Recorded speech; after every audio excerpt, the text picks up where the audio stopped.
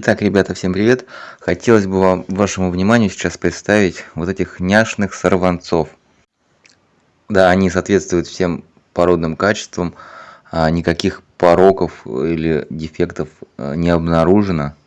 Также котята будут все провакцинированы вовремя, и также они будут иметь документы родословную фелинологической ассоциации Ассалюкс.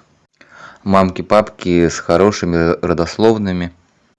Ну а как они бесятся и как вот мы живем с ними сейчас, можете посмотреть.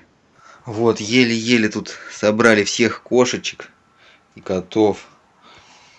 Ползают они, убегают вечно куда-то, бегут, да, Флорик? Вот такие вот ушастые, кистястые, мордатые. А лапки-то какие у них широкенькие, ой, какие уже маленькие широкие лапки. Вот, предлагаются кошаки к резерву. Мои хорошие. А вот еще Фортуна, тоже мамаша сидит. Ой, что-то упало.